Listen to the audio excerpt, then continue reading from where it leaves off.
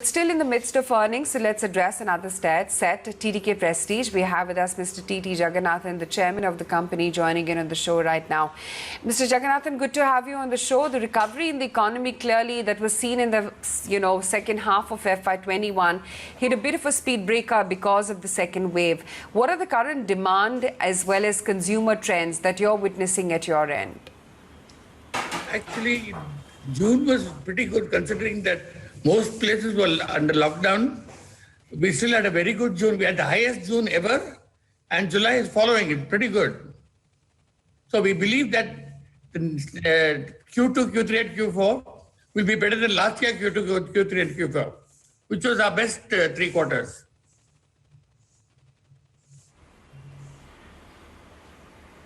Interesting to see that. And how is it that you would stack it up with what you saw the previous year, same time?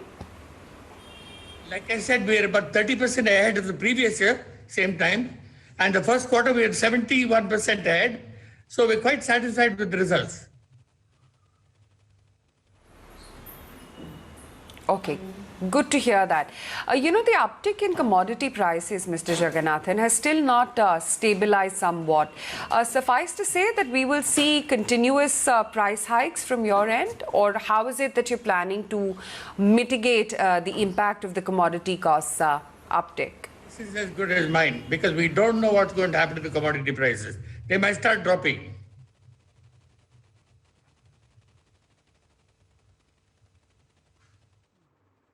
Okay. Hi, Mr. Jagannathan, and good morning. Thank you for joining us today.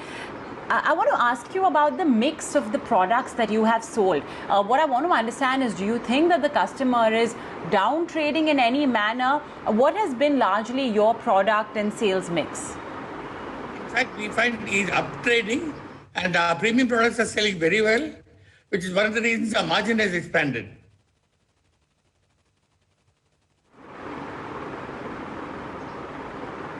Okay, so how much of your sales, of your top line is the premium products, as you call them, and how much would be the more economical ones? I don't have an exact number because it varies from category to category. Pressure cookers, cookware, mixer grinders, rice cookers, gas stoves, and so on. I can't give you an exact number, but the feel of it is that people are upgrading. When you compare the mood and demand, both are separate, sir, mood and demand, how it is different from the first lockdown? Like I said, both the mood and demand seem to be better than the first lockdown. With the early days yet, we don't know if there's going to be a third wave, and if there's going to be a third wave, when it's going to come and so on. But as of now, both the mood and demand are very strong. How do you see the retail business changing because of the so-called new digital platforms which are changing, where Reliance is trying to create its own ecosystem? You've got a new ecosystem which the Tatas are trying to create. How does life for TTK Prestige change when the way products would be distributed would change? Because one of your advantage has been brand, but the other one has been reach and distribution. No, as far as we're concerned, we go where the customer goes. If the customer goes completely to online, we will go to online. And we have a major advantage in online because brands sell better in online than unorganized. Companies prepare themselves for the festival season at least a quarter before, which is in this current quarter, you would be preparing for the Diwali and the Dussehra season. Can you give us a sense that what is your level of preparedness? Where are the inventory levels? What are you telling your dealers? What are the sound bites you're getting from them? We are probably about 50% more stock than we had last year at the same time. So I think we are reasonably well prepared for a good season. And also all our factories are in full production now. So I think we'll meet the season's demand. You are moving up the value chain. I mean, when I remember I started tracking TTK Prestige, it was once upon a time, it was more like a pressure cooker company. Now it's appliances, value-added products.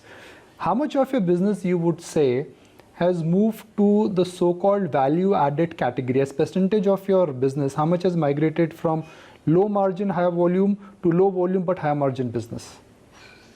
I'll give it to you in another way. 75% all that we sell now is products introduced in the last 3 years. That's how much it has moved up. The business which you are in, sir, it's not a very, it's not a business which requires rocket science. It's a business where there is a huge fear which always existed because of cheap manufacturing in China. But in the entire home appliance so-called pressure cooker market, there are only 2 or 3 players. What is the mystery? For a business which does not require too much of manufacturing skill or IP protection, yet we have just 2 or 3 large players. Actually, we are very efficient in producing pressure cooker, much more efficient than China. We compete in the world market very effectively. That's one of the reasons why China has not come to India in pressure cookers.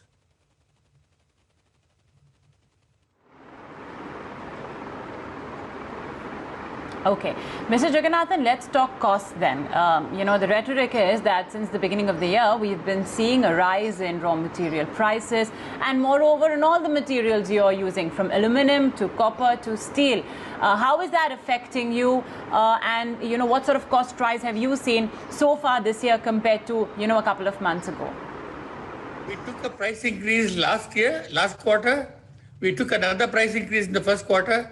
We have neutralized the commodity prices as of today. So if they continue to be soft from now on, we'll be all right. If the commodity price increase further, we'll have to take further price increases. Luckily, with our brand, we're able to pass on the cost increases to the market.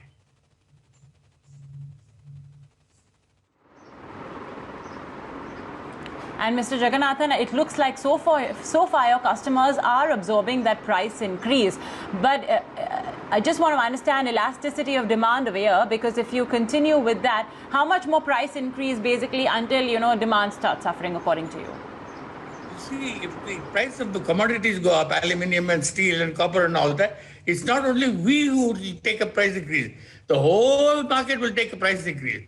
So it's a matter of competition within that price increase. And I think we're very strong there.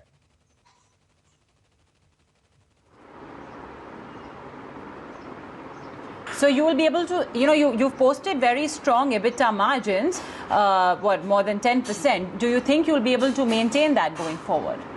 At least.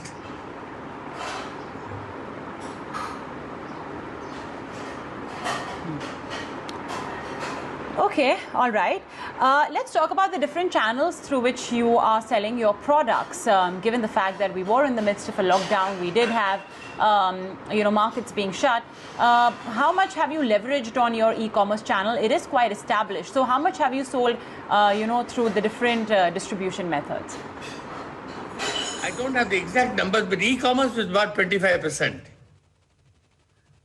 We have traditional trade, we have our own stores, we have large format stores, we have rural, then we have canteen stores.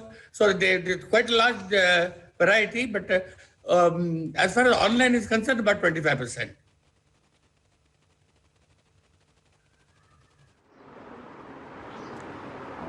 Mr. Jagannathan, thank you so much for joining us this morning and sharing with us what went by in the quarter and what's in store for TTK Prestige.